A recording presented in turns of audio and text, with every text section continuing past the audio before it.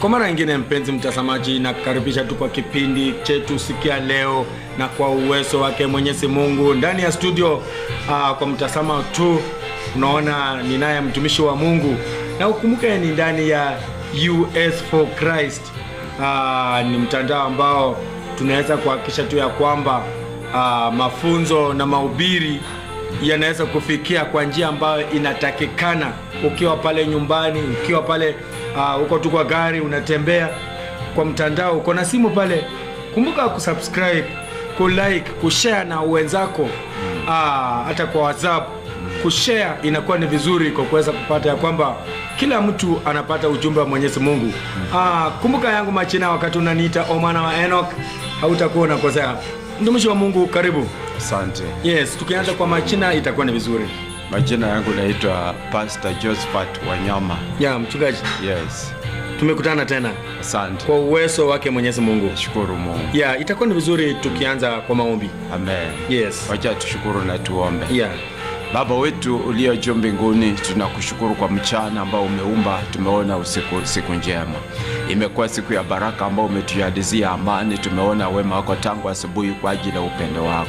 Imegharimu kuona kwa falme kututendea mengi mazuri ambayo tumelishukuru jina lako. Wacha uwe pamoja nasi katika studio zetu za leo. Bwana Yesu, ututangulie, tuongoze kwa sababu ya kila tendo, kila shughuli tutakayokuwa nayo mahali hapa. Kwa ajili ya neno lako Bwana, wacha uwe kiongozi na uwe Mungu mwenye neema. Kamilisha kila kusudi lako litimie, maana ni Bwana. Asante Mfalme, maana kwa kipindi kitachoka endelea Yesu utakuwa Bwana. Na ni kwa jina kwa Kristo Bwana Mungu tumeomba. Amina. Asante sana. Karibu mtumishi wa Mungu. Asante. Yes. Amen. Kwa manufaa ya mpenzi mtazamaji, ambapo tumeweza kupata maswali mengi ambayo inatatiza watazamaji na waumini ndani ya madhehebu. Na imekuwa ni vizuri na itakuwa ni vizuri ya kwamba sikia leo kwa uwezo wake Mwenyezi Mungu tukaweze kupata majibu kutoka kwako. Tutakuwa tunaanza tu moja kwa moja na kuhusu sadaka. Kuna sadaka ambazo zinatolewa na watu, kuna sadaka ambazo hapo awali zilitangulizwa kutolewa. Tunaona Mungu akiagiza sadaka. Kunaona watu wa Mwenyezi Mungu wakienda kutoa sadaka. Na kuna paka sasa kwa wakati huu tunazungumza sadaka inazungumziwa. Na kuna watu wengi wanapata tatizo namna ya kutoa hiyo sadaka. Labda hata wengine wanajipata wanalaumiwa. Ni vipi wanaweza toa hiyo sadaka? Wengine paka wanajipata kwa hali nyingine wanatoa sadaka kwa njia ambayo haitakikani. Ndipo tukaona ni vizuri tukikuhusisha kwa masuala moja kwa moja. Ukaanza kuzungumzia labda sadaka kwanza ni nini? Asante. Bwana asifiwe mpendwa. Ni wakati mwema ambao nataka nishukuru Mungu kwa hiki kipindi.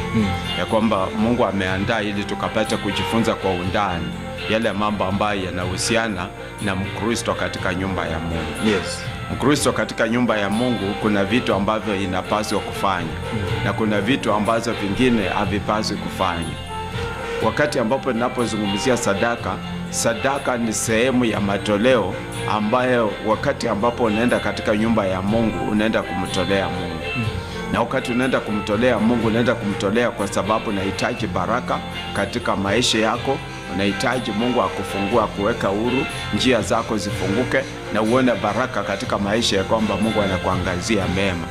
Kwa hivyo wakati ambapo watu wanaweka sadaka, vitu vingi sana vimewekwa ndani ya sadaka. Watu wameanza kugawa ndani mpaka inabidi ya kwamba Mkristo amehusishwa kwanza kusomewa hata maandiko kuwekwa katika viwango vya sadaka. Wakati wa Agano la Kale kulikuwa na sadaka zilikuwa zinatolewa once mtu amepitia kipindi fulani, mtakana atoe sadaka aleta kwa madhabahu ndipo apate utakaso. Na hiyo kitu kilitendeka kikaendelea hivyo mpaka watu wa kitambo wakakuja kuzoea, ikawa ni jambo la kawaida ya kwamba mtu ataingia hata kwa dhambi, akishaingia atachukua ng'ombe atapeleka kanisani ili aweze kupata utakaso. na ikawa tu ya kwamba ni jambo limeenea na limekuwa kawaida mpaka ikafika mahali ikawa ya kwamba hata Yesu anakuja akaangalia, ikawa tu ni mazoea. Yani kitu cha kutoa hiyo sadaka ya dhambi, yani mtu anafanya dhambi alafu anaenda kunatoa sadaka. Anajua tu nitatoa sadaka kama kujiosha kondoo ama nipeleke ng'ombe na wachinja kanisani wafanye upatanisho na mambo yao yameisha. Ikawa ni jambo ambalo limekuwa ni kawaida mpaka ikafika kiwango hakuna mtu ambaye alikuwa anachukulia kwa uzito hilo jambo. Sasa ikabidi ya kwamba hata vile Mungu alifanya hii maneno alifanya, lakini ilikuwa kiashirio cha ile sadaka itakayokuja baadaye na ikakuja kukamilika kwamba itakuwa namna gani. Tukiangalia katika sehemu za sadaka, hao watumishi wa Mungu walianza kufanya vitu katika kitabu cha Walawi. Ukiangalia kitabu cha Walawi, mfano acha nisome kitabu cha Walawi 3 mstari kuanzia penyewe, uone vile ambavyo sadaka ilianza kufanywa na vile ambavyo mambo ilianza baadaye. Mambo ya Walawi 3 mstari kuanzia wa kwanza, Biblia inasema hivi: na matoleo yake kwamba ni sadaka ya amani, kwamba asongeze katika ng'ombe mume au mke, atamtoa huyo aliye mkamilifu mbele ya Bwana.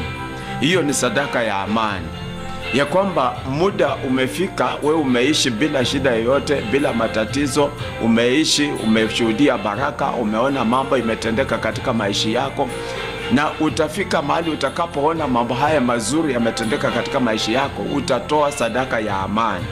Na sadaka ya amani ya kwamba utasongeza katika ng'ombe mume au mke, atamtoa huyo aliye mkamilifu mbele ya Bwana. Utoe aliye mkamilifu, si yule aliye kiwete ama amevunjika mguu. Kwa hivyo inaongelea kuhusu kutoa ng'ombe. Kutoa ng'ombe. Yes. Hiyo ni sadaka ya amani. Ya amani. Na wakati utaleta inafaa sema na mgani, naye ataweka mkono wake kichwani mwake huyo aliyemtoa na kumchinja mlangoni pa hema ya kukutania. Na wana wa Haruni hao makuhani watainyunyiza damu yake katika madhabahu pande zote. Wakati ambapo hiyo ng'ombe itatolewa, wakati ataweka mkono juu yake, atakuwa na kiapo ya kuambia Mungu ya kwamba nimekutolea hii sadaka ni kwa sababu ya amani ambayo umenipa katika maisha yangu. Nimeshuhudia amani, sijashuhudia jambo lote libaya. Kwa hivyo huyu ni nani anatoa hii ng'ombe? Yule ambayo ameshuhudia amani katika maisha yake. Mfano kama ni mimi natoa kwa sababu muda ule nimekaa wote sijaona jambo lote libaya, nimekaa katika njia nzuri, amani, mafanikio. Kwa hivyo wakati wewe unaitoa, utakuwa unaitoa wapi? Naitoa katika nyumba ya Mungu patakatifu pa Mungu. Unapeleka kwa kanisa? Napeleka kanisani. Kwa hivyo hatua ya kwanza kama kwa upande huo, unachukua ng'ombe. Kwa sababu umeona Mungu amekutendea. Unachukua ng'ombe. Unaenda naye mpaka kwa kanisa. Unaenda naye kanisani, unaambia kuhani ya kwamba nimeleta huyu ng'ombe na ni kwa sababu ya mambo yale Mungu amenitendea. Sio dhambi. Hiyo ni kwa niaba ya familia yako ama ni wewe ama pia familia pia watakuja na vitu zao kando kando? Utatoa kwa binafsi yako, kwa kile umeona ndani mwako, kile Mungu amekufanyia. Kwa hivyo wewe utatoa? Mke wako pia atatoa? Kama mke atakuwa pia na sehemu yake ya kumtolea Mungu, itakuwa kivyake. Kwa sababu mtu wakati ameshuhudia amani ama amepita katika dhambi, anakuwa mtu peke yake, na akijiwasilisha mbele za Mungu kutoa sadaka yake ni yake yeye peke yake. Na ile umesimama na jamii kwa ujumla, pia utaenda kwa jamii kwa ujumla kujieleza ya kwamba hii tumetoa kama jamii kwa ujumla, lakini yako peke yake utamsongesha mbele za Mungu na utashika mkono juu yake kwa kichwa ili ushuhudie mbele za kuhani ya kwamba umemtoa kwa sababu ya amani katika maisha. Na baadaye utapewa kisu mchinje. Utakapomchinja huyo ng'ombe, walikuwa wanachota damu yake. Hiyo damu watainyunyiza katika madhabahu, kumaanisha ya kwamba imeleta upatanisho wa amani katika nyumba ya Mungu. Halafu anaendelea hivi, naye atasogeza katika sadaka hiyo ya amani dhabihu kwa Bwana, atakayo atakayoyafanya kwa njia ya moto, yani mafuta yafunikayo matumbo na mafuta yote yaliyo juu ya matumbo. Kuna nyama juu ya huyo mnyama ambao mmechinja, walikuwa wanatoa kwa hiyo sehemu. Hizo nyama wamewasha jiko patakatifu pa watakatifu. Na wanachukua hizo nyama, wanaenda wanaweka kwa moto ziungue kabisa, moshi ukienda juu. Na hizo moshi ukishaenda juu, walikuwa wanakubali ya kwamba Mungu amekubali hiyo sadaka. Hiyo ilikuwa imani ya kiashirio ya kuonyesha ya kwamba Mungu amekubali hiyo sadaka, ya kwamba aliyeitoa Mungu ameikubali. Viungo fulani ambavyo vilikuwa vinatolewa vilikuwa vitu kama ile wamesema kwamba itakayotolewa katika itakayofanywa kwa njia ya moto, yani mafuta yafunikayo matumbo. Kuna mafuta katika sehemu ya matumbo, nyama ya matumbo ndani kuna mafuta. Hiyo mafuta ilikuwa inachukuliwa, mafuta yaliyo juu ya matumbo. Kuna mengine yako juu ya matumbo ya ile iko ndani, ulikuwa unachukua. Na fiko zake zote mbili zilikuwa zinachukuliwa, na mafuta yaliyoshikamana nazo. Kwa hizo figo kuna mafuta unachukua, unakata pia, hiyo mafuta inatembea na hizo figo zote pamoja. Yaliyo karibu na kiuno, kuna mafuta ingine yako karibu na kiuno katika na ng'ombe huko sehemu za nyuma huko, kuna mafuta ingine yako huko.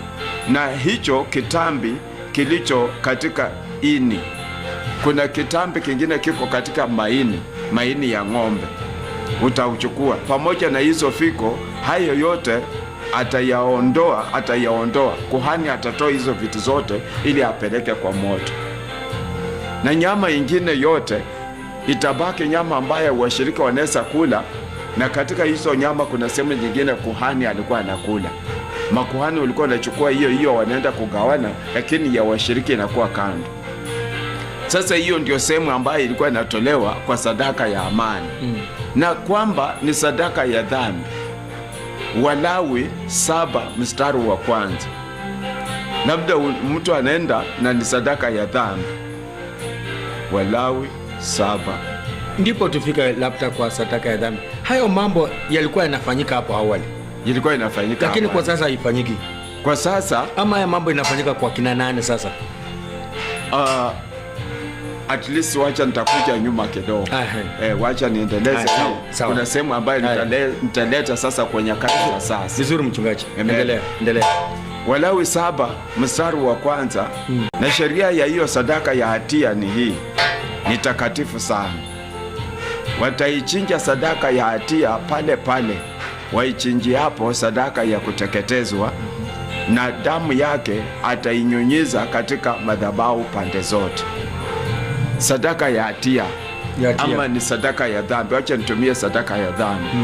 Sadaka hii ya dhambi, wakati ambapo itachinjwa, lazima iwe takatifu, na wakati ambapo itachinjwa isongeshwe mahali ambapo panatakikana katika madhabahu, mahali wanachinjia zingine.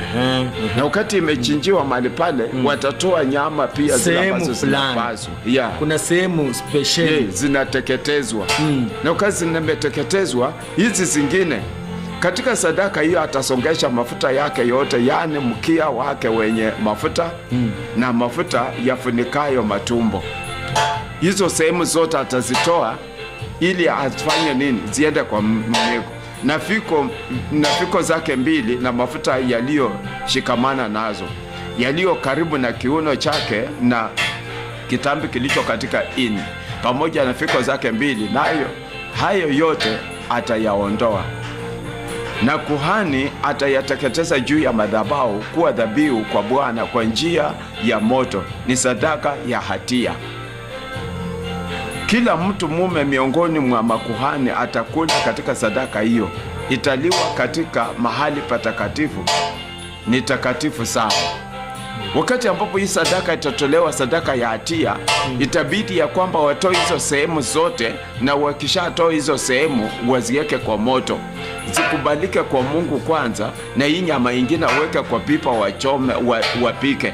Sasa kila mtu aliye mahali pale itabidi apitie kwa hiyo nyama, lakini kabla apitie kwa hiyo nyama, damu yake itafanya upatanisho.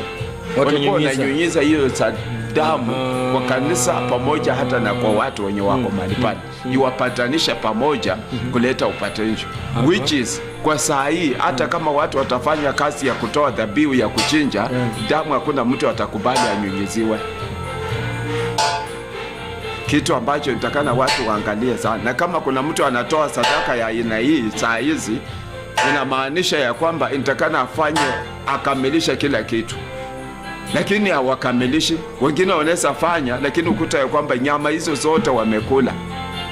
Wamesahau ya kwamba sehemu ya Mungu ni gani. Wamesahau kujua ya kwamba sheria ambayo ilikuwa ya hiyo nyama ikishachinjwa ilikuwa sheria gani. Hasa mtu akaanza kujifanyia vile yeye mwenyewe anataka na akaanza kuendeleza sheria yake vile yeye anataka.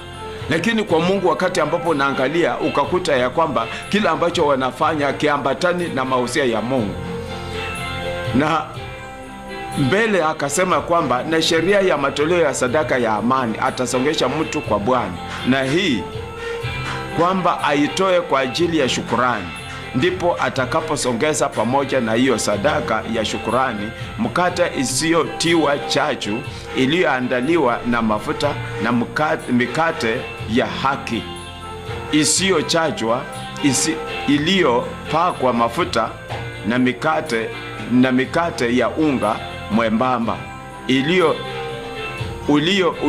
uliolowama mafuta.